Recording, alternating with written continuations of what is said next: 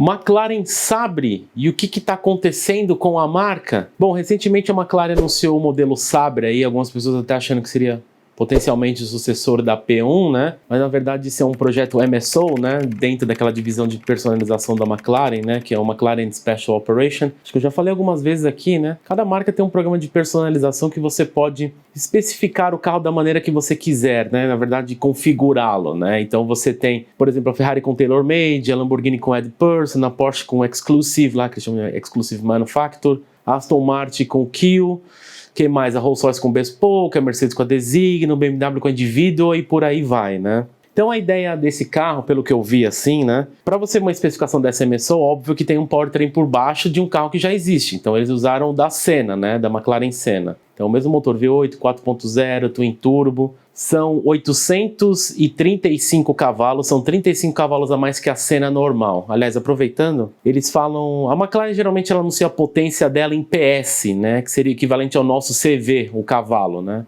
Uma medida meio alemã lá. Porque HP é diferente de CV, tá? É o horsepower pelo próprio cavalo que a gente usa o PS, né? Dá uma diferença, eu vou colocar até a diferença aqui embaixo, mas é 1,0000, dependendo da conversão que você for fazer, né? Fala, puta, é quase a mesma, tá? Mas dá uma diferença, né? Que a McLaren declara, como é um carro que você vai ter na especificação americana, então são 824 HPs ou 835 cavalos, né? Câmbio de dupla embreagem de 7 marchas. Então a ideia que eu fui ver, que a primeira coisa que você bate logo pronto, né? Você vê o design assim, você primeiro já lembra da Senna, né? Uma versão evoluída da Senna. Até onde o carro é a base dele, né? Então você vai vendo algumas características do carro, por exemplo, quando eu vi isso, só versão americana.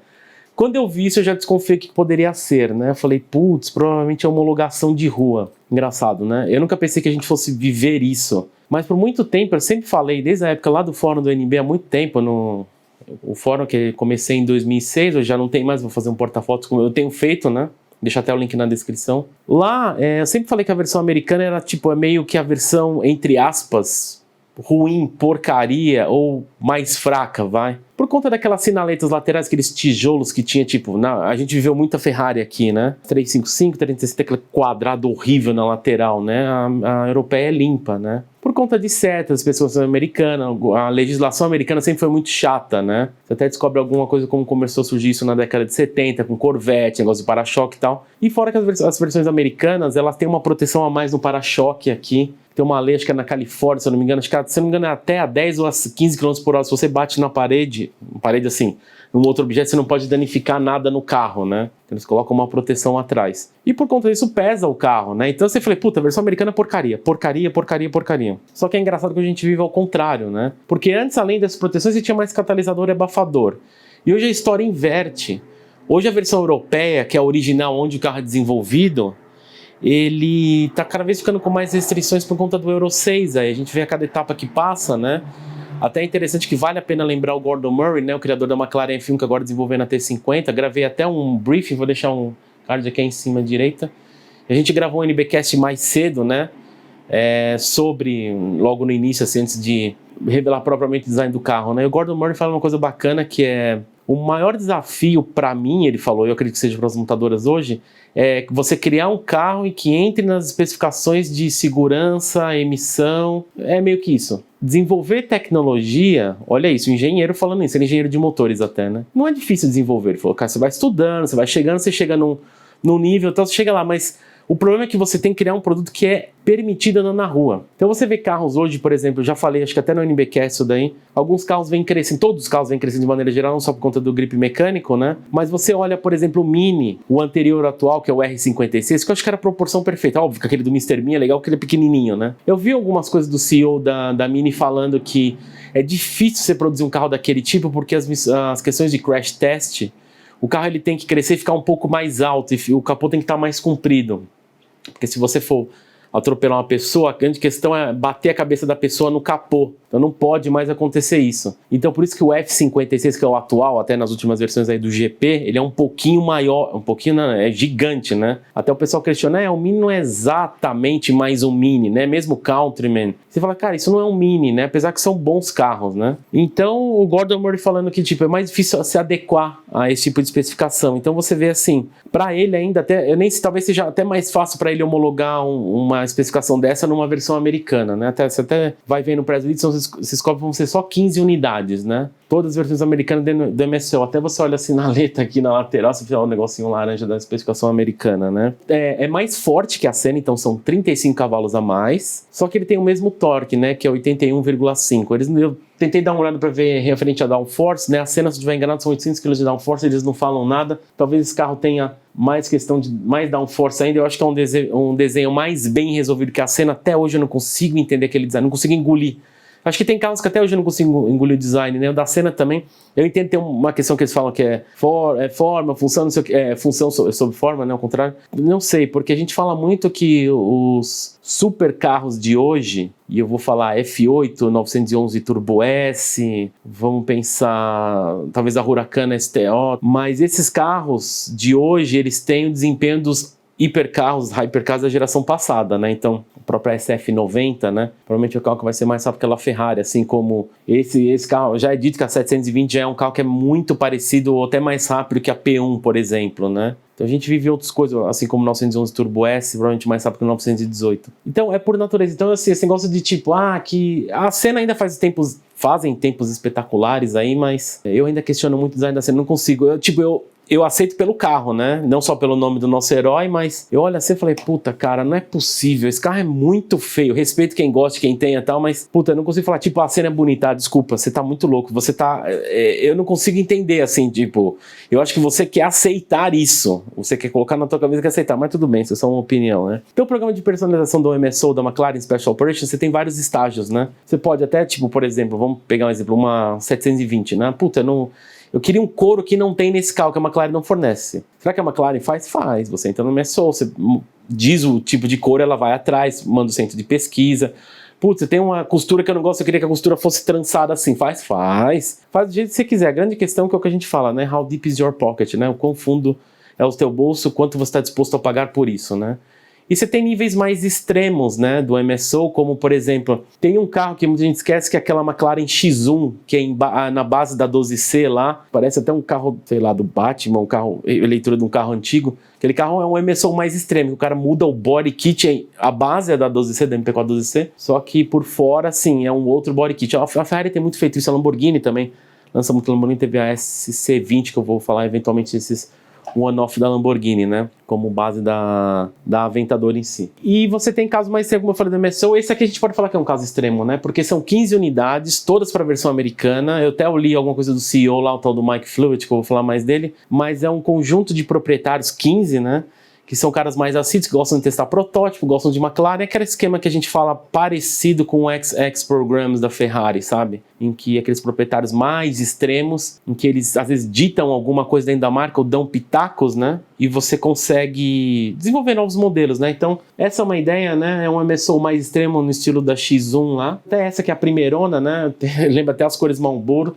Eu falei, pô, esse design acho que seria muito mais aceitável que a Senna ainda, né? Mas, vamos ver o que vai ser aí dos próximos modelos, né? Tem até uma declaração do CEO da McLaren que ele diz o seguinte, ó: ideias e inovações que a homologação global não permitiria. Aí tem uma entrevista lá dele que ele fala até que esse carro não é homologado na Europa e nem na Ásia, então é exclusivamente para o mercado americano. Eles não dizem exatamente qual o motivo, tá? Por não conseguir homologar. Eu acredito que é questão de emissão de gases, tá? Porque esse carro tem airbag. O mais complicado do americano era o airbag, né? O Pagani apanhou muito com o Huayra isso. Crash test, não sei, eu acho que não, porque deve ter alguma coisa que só o americano aguenta, que é o mais complicado de crash test. Eu acredito que é provavelmente a emissão de gases e alguma coisa de ruídos também. Também aquele negócio de start-stop tá cada vez ficando mais intenso, então provavelmente os outros países não aceitam, né? Então é isso aí. Vamos ver o que vai ser os próximos modelos, né?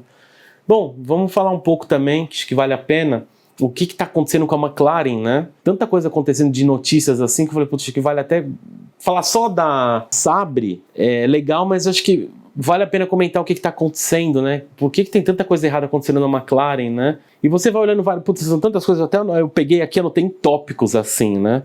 Vamos lá, o primeiro tópico sobre a McLaren Nelva, né? Que é aquele Speedster, que é para concorrer com a SP1 e a SP2 da Ferrari, ou aquele da Aston Martin também, acho que até se não me engano da Aston Martin é um Speedster também, não me lembro. A Elva era um carro que era para ser produzido 599 unidades, depois abaixaram para 399, Aí depois eu fiquei sabendo que abaixaram mais ainda, o que eu achava que era 299, mas depois eu descobri que é 249 unidades. E tem uma reportagem da Autocar, você procurar no Google, você acha, né? Tem uma outra, não sei se é a Auto Express, que fala que não houve aderência, não foi muito aceito, né? O carro, até se eu não me engano, essa unidade 249, se eu não me engano, a Ferrari é o número de SP1 e SP2 que ela vai produzir daquela Monza, né? São 250, acho, da Ferrari, na verdade, mas que seja. Cara, não teve aderência. Aí você vê papo, às vezes, das pessoas falando, não, foi tudo vendido, que não tem mais unidade. Ah, mas esse papo de montadora, não caiam nisso. Tem muita montadora, tem carros que são sucesso, óbvio, mas tem carros assim, que infelizmente, não sei se a palavra é fiasco, mas vende bem abaixo, né? A gente teve aquela questão que a gente falou no NBcast da Murciélago, né? Sobre o Veloce, até eu gravei o vídeo, né, do brief, vou deixar um card aqui em cima, foi o último que eu gravei, né, e a Elva é um exemplo, né, tipo, não teve aderência, é um carro que tem um powertrain da Senna, se não me engano, até 815 cavalos, né, então, a Senna são 800, a Elva 815 e esse carro 835, né, só que é óbvio que ele não tem um downforce da Senna e nem da Sabre, né, é um carro mais para você é um speedster, né, mais para você curtir. Até dá pra você pedir o freio da Senna, eu lembro que dá pra pedir na Elva também. Cara, esse é um fracasso que a gente pode falar. Tem um programa dos GTRs da McLaren que começou na P1 GTR, o da Senna GTR, também foi mais um fracasso, declarado um fracasso também. A Senna GTR e a P1 GTR é aquilo que a Ferrari faz com X Programs, né? Então você pega os proprietários mais top, o pessoal tem lá 599XX, FXX, FXXK, e óbvio que as versões mais extremas que é os de Fórmula 1 lá, né? O F1 cliente que eles chamam. Lá na Ferrari parece que dá certo. Aqui também não deu certo de novo, porque o pessoal gosta de adaptar os carros para usar na rua, né? E aqui, cara, de novo, não deu certo de novo o programa da Senna GTR. Então, assim, tipo, nisso são duas bolas fora, né? Aí você vê na notícia durante a pandemia aí, mas isso foi meio que muita gente teve problemas. A McLaren tava anunciando acho que até vendeu parte do centro dela, demitiu mais de 1.000 funcionários. Então, assim, são consequências que você tem que colocar um alerta, né? A empresa deve estar em alerta, tipo, olha, a gente tem que tomar cuidado que tá tendo, a gente pode dizer, notícias ruins, então você precisa acordar, né? Então vendeu parte do centro dela. A dispensa de milhares de funcionários. Qualidade de construção. Acho que muita gente, cara, eu recebi esse vídeo, deve ter recebido mais de 100 vezes, não é zoeira. Que tem um cara que tá dentro, eu não sei se é uma 600 LT, que o cara mexe no painel, parece que tá desmontando tudo. E tem uns 2 ou 3 vídeos disso, não sei se é o mesmo cara fazendo, né? Que até parece que sai com facilidade, né? Acabamento do carro, né? Tipo, o cara sai perto aqui na maçaneta, nossa, parece que sai na mão, tá? E isso daí me lembra muito o Misha Charodin. Eu tive a oportunidade de conhecer quando a gente foi lá pra Northlife, e eu conheci gente boníssima e aquelas brincadeiras que eu falo, que ele falava na verdade, que ele deu a determinação de cada marca, né? Puta, a Ferrari aguenta uma volta só em Northlife, a Porsche teve aquele problema de ter explodido o motor, mas resolveu. O Nissan GTR aguenta metade de uma volta só e a McLaren voa peça, né? E eu falei, o quê? Como voa peça? Voa peça? E voa peça, tipo, peça desprende do interior ou do exterior, né? Voa pedaço. Eu falei, cara, não é possível. Ele falou, é. Então nesse vídeo do cara que ele fez assim com uns... mexendo no painel, pra você ter ideia. Claro que ali é uma situação mais extrema, né? Até muita gente perguntou, cara, aquilo é verdade? É daquele nível? Eu falei, não, calma. Eu costumo, às vezes, bater muito em empresa assim, mas a gente tem que ser sincero, né? A McLaren tem problema de construção? Sim, é um fato. É como o Matheus mesmo falou. Até os próprios ingleses já desistiram. Você viu o Ximi tentando passar um pano e tal. Hoje os caras já arrepiam. Chris Hamilton já arrepia já, né? Sam do Sing Through Glass, a galera arrepia, fala mal mesmo, né? Agora, tipo, acho que tentaram defender, tanto que chegou uma hora que ficou escancarado, né? Óbvio, se você chegar numa McLaren 0 km, se você começar a mexer no acabamento, não é daquele jeito. Mas a gente fala muito que comportamentos materiais, quem deve mexer com física aí, ou engenheiro, sabe que tem um negócio de comportamentos materiais, de acordo com, não sou engenheiro, não sou físico, mas eu sei que se você aplica certo um calor, um frio, coloca um material num certo ambiente, ele tende a mudar a característica dele, né? Então, por exemplo, ali no caso do cara, provavelmente, eu não sei que cidade que é, mas não necessariamente só o sol que está exposto, mas de tanto ele ficar mexendo, chega uma hora que o material ele já cria mais elasticidade. Acho que o maior exemplo que eu dou nisso é você pegar aquela régua acrílica, né, uma régua normal, e você começar a dobrar, o que acontece? Ela não fica meio branca?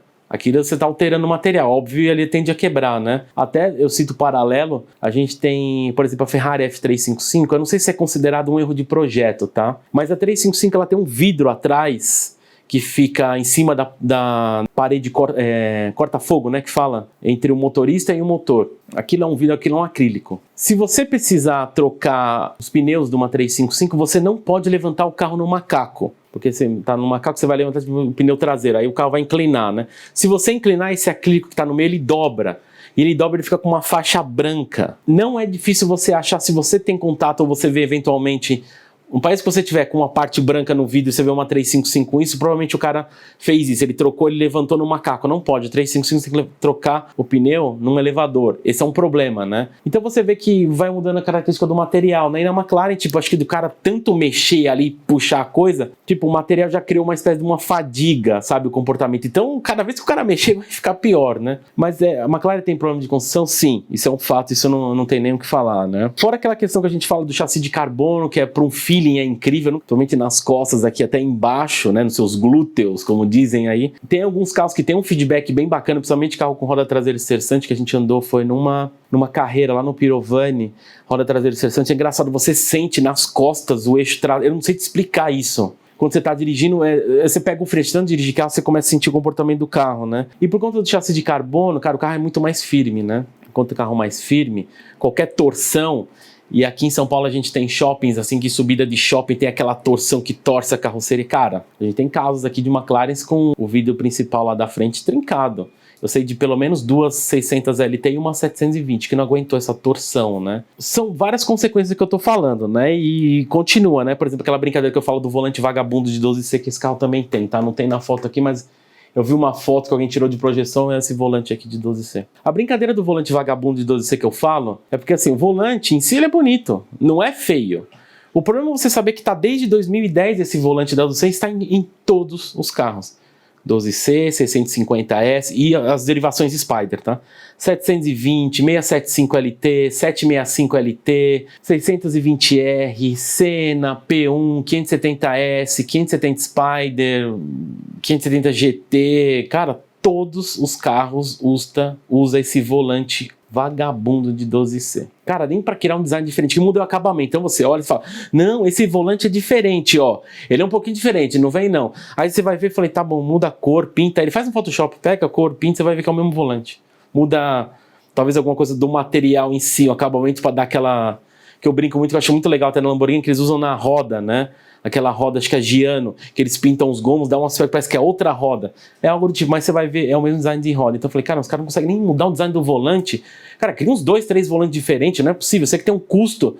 Os caras, você tá fazendo mais difícil que fazer um design de um carro desse. Você não consegue mudar o volante, cara. Então são coisas assim, que você vai... E tem mais coisa, que eu fui dando várias aqui. Por exemplo, tem a questão da McLaren GT. Inclusive, eu fui na apresentação, agradeço até o pessoal da McLaren do Brasil, o grupo Eurobike aí por ter convidado. Vi a McLaren GT pessoalmente, é um carro que eu acho realmente, não é zoeira, eu acho bonito, acho que é a McLaren mais bonita de todas. Não vou nem contar a F1, tá? Tô falando dessa nova geração pós-12C. Mas é um carro que não tá tendo aceitação lá fora, né? Na verdade, está sendo mais um carro que tá sendo um fiasco lá fora, né? Até você ver o podcast do Sam, do Sim Through Glass, que é o Behind the Glass, né? E ele fala, ele até comentou lá com o companheiro dele, falei, cara, o que tá acontecendo com a McLaren GT, né? Eu só vi duas na minha vida, um inglês falando isso, hein? Eu posso falar pra ele, eu também vi duas, mas é diferente eu ver 2 unidades no Brasil que 2 no Reino Unido. Até o Gustavo, um abraço Gustavo, lá no Canadá, nosso amigo, até a gente fez a live, a última que a gente fez esse ano, o Gustavo, até por coincidência, ele perguntou, cara, e qual que é o da McLaren GT? Tá lá na live. Porque eu só vi 2 e não se vende aqueles carros. Eu falei, pois é um fiasco, ninguém quer. Mas por quê? Porque, cara, eu vou dar minha opinião, tá? É um carro assim que eu acho bonito, acho animal aquele tecido em cima da asa, em cima do motor que ele isola. É fudido o carro, tá? É realmente impressionante. Tem parte daquele anelíneo Nubuck que eles usam na Speedtail, né? Mas vamos lá. Aquele carro, na minha opinião, isso já é uma opinião, não é o que eu ouvi lá fora, é só a minha opinião. Aquele carro tem 2 problemas. Primeiro, ele é muito comprido, ele poderia ser um pouco menor. Ele tem a questão, são 3. Tem a questão da porta, por mais que a porta seja da hora, vamos abrir para cima e tal, eu acho que um carro GT ele tem que ser mais conservador, porque pega pessoas mais velhas, sabe? Pessoas mais velhas geralmente são mais discretas, elas não gostam de coisas escandalosas. Então teria que ser uma porta normal. E a questão do porta-malas também, por mais que a McLaren fale, acho que tem mais de 500 litros, tudo, tá, legal, mas como é que você é alocado esses 500 litros? Então você vê que se você vai com sacola, tem até uns vídeos, cara, tem um vídeo, acho que é do Rory Reid, que é aquele cara que era do Top Gear, acho que foi na Auto Trader. Ele faz até chacota disso. Legal, você tem um belo porta-malas, o inglês falando isso, você tem um belo porta-malas, mas você joga, né? E as coisas vão ficar voando, até pega uma baguete gigantona e joga lá. Cara, o problema é que você não tem como prender. Não é aquele negócio que é um porta-mala, tipo, sei lá, que tem nos Aston Martin, tipo num Vantage, ou num DBS, ou numa Superfast, que é aquele negócio lá atrás, tranquilo, colocou. Na McLaren é um negócio que é em cima do motor meio solto, você não tem como prender, meio esquisito. Então, assim, são coisas que assustam, sabe? Eu acho bonito falar que você teria aquele carro, eu não sei se eu teria. Eu teria uma alternativa mais na Ferrari ou mesmo na Aston. Acho que o DBS Superleggera é um carro muito bonito. E me agrada muito que tem ali também. Mas você fica assim, tipo, é meio estranho, né? Aí tem outra questão que eu lembrei agora, que eu nem vi um pouquinho, que eu acabei citando a Speedtail, né? A Speedtail, na minha opinião, também é uma piada bem de mau gosto, né? Porque a Sabre, eles falam que a McLaren, sem ser híbrida, mais forte, né? Então são 835. A Speedtail é 1000 e pouco, né? 1016 HP, se eu não estiver enganado. O mais interessante da Speedtail seria aquele carro de velocidade final, tal, que só atinge e realmente estou falando só 400 km por hora, 405 seja. O problema daquele carro é que ele é muito comprido, ele é esquisito, eu não gosto do visual dele. Tem gente que acha o máximo, acho muito esquisito. Aquele Velocity Mode, que é para atingir a velocidade máxima, eu não tinha pensado nisso, mas eu vi o vídeo de Shimi, vi mais alguns outros e falei, puta, tem razão. O Velocity Mode, ele não é road legal, você não pode usar aquele modo na rua. Simplesmente porque você pensa assim, se você tá com o carro no pau, beleza? Você vai usar no automático, quero atingir a velocidade máxima. Quando você coloca o Velocity Mode, ele recolhe aquelas camerinhas nas laterais, assim, para dentro do carro. A partir do momento que você perde o retrovisor, as câmeras são desativadas que você recolhe, o carro passa a ser, não passa a ser road legal. Aquele modo é proibido você usar na rua numa autobahn. Aí você fala, como assim? Pois é, você vai ter só a câmera traseira apontando para trás, e não pode fazer isso. Aí você começa a pensar, legal, onde você vai usar? Não tem lugar onde você usar. Você vai alugar o quê? Você vai usar o quê? Você vai bater lá no grupo Volkswagen, vai alugar a pista de aerolessing, e vai chegar lá e vai falar, eu gostaria de usar a sua pista que eu quero ter essa velocidade de uma McLaren, que é só 400 km por hora. Então, cara, eu achei a McLaren Speedtail, tipo, putz, era pra ser o sucessor da McLaren F1, tentaram lembrar, mas eu achei assim, a minha opinião, eu achei um fiasco, assim, falei, nossa, essa McLaren Speedtail também é tudo em boost, né? Tipo, os caras parecem que não acertaram, né? Aí você vê o Gordon Murray falando do fã lá da 350 lá atrás, e ele dá uma cutucada forte nisso, que ele falou, você não precisa construir um carro gigantesco em forma de gota, e essa foi a cutucada na Speedtail. Se você que com o fã que eu fiz, o efeito do ventilador lá atrás, a turbininha, ele cria o ar de uma maneira em que ele faz virtualmente o desenho de uma gota. Então assim, o carro vai atingir velocidades altas, você não precisa esse efeito de gota no final. Então aí você vai pensando, você fala, nossa, cara, aí você olha a Speedtail, esse farol, todo mundo parece também, sabe, Elva, Speedtail, e eu fiquei pensando várias coisas, né, e tem mais, eu não tenho mais, que eu fui lembrando, eu fui anotando, né. Aí tem a questão da 600 LT ter sido mais rápida na pista de Hockenheim GP do que a 620R. Inclusive até chegou uma unidade aqui no Brasil. Que os caras falaram que não tinha, que tinham sido vendido tudo, né? Complicado, né? Eu vi alguma coisa um comentário do piloto dizendo por que a versão mais extrema que a 620R é mais lenta que a 600LT. Ele diz lá que é porque a 620R ela tem mais downforce, consequentemente ele faz mais curva, mas em alta, que até falar que no Hockenheim tem uma parabólica lá, a 600LT é muito mais rápida, então ela é mais rápida em alta. Então numa pista tipo Interlagos, o que ele quer dizer? No miolinho aqui Interlagos a 620R vai se dar bem, mas a partir que você entrou assim na subida do café, esquece, a 600LT vai ser mais rápida que a 620R. E também tem a questão da 720S ser mais rápida que a 765LT também em Hockenheim. Você fala, putz, é no mesmo vídeo, tá? Eu vou ver se eu coloco o link até na descrição, quem quiser ver esse vídeo. Por que, cara, a versão semipista é mais lenta que a versão normal de rua, até a 720 que eles colocam? Ela tem um track pack e ela tem um pneu, o troféu R, né? O cara fala lá, o piloto também fala a mesma coisa, falou que o problema é na entrada de curva da 765LT, o carro ele tem o tal do entry oversteer, né? Ele entra e o carro tende a jogar um pouquinho a traseira, você embica, você aponta, né? Como diz agora, você aponta e a traseira tende a jogar um pouquinho. E diz que é muito difícil você consertar isso, você tem que ser muito suave na hora que você aponta, você tentar consertar. O carro tende, você vira para, por exemplo, aqui que eu tô olhando que tá sentindo invertido para vocês, mas eu tô virando para direita, o carro tende a jogar um pouquinho a traseira, a parte de trás para a esquerda, então você tem que dar uma consertada. Ele falou que é muito difícil isso, e ele fala o quê? Ah, tá, ele tem menos grip, né? Porque ele tem tanta força, uma das críticas também do Chris Harris, que é mais uma outra. O Chris Harris fala que o carro ele é tão rápido da 765LT, o pneu não acompanha o desempenho do carro. Aí você fala, como assim? O carro tem tanta força que um pneu mais ferrado, tipo o troféu R, você sai de curva e acelera tudo, o carro canta pneu, tamanho grip do carro. Então praticamente você tem que usar o quê? Você tem que usar slick no carro? Então o que eles querem dizer? Que a curva de aprendizado numa 765LT é muito grande, tipo, você demora muito para você acertar. Eventualmente você vai poder ser mais rápido numa 765 LT do que uma 720, mas se você dá para um leigo, um cara normal assim, tipo eu dirigir, provavelmente eu vou conseguir ser mais rápido na 720S.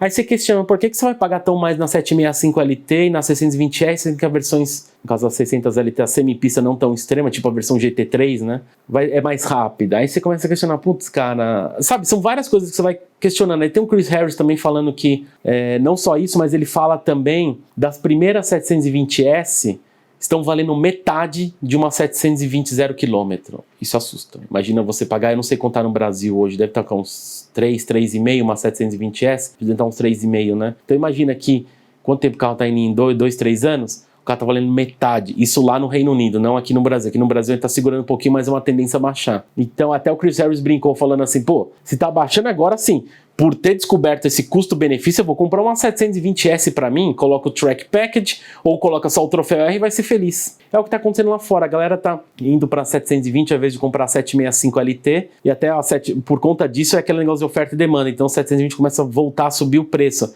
Mas e o cara que compra 0 km, como é que fica, né? Então, cara, são várias coisas acontecendo, né? Esses são sintomas que indicam, cara, tomara que eu esteja errado, tá? Mas esses são sintomas que a empresa precisa rever várias coisas, porque isso é um caminho para uma quebra, sabe? Uma falência, crise forte, sabe?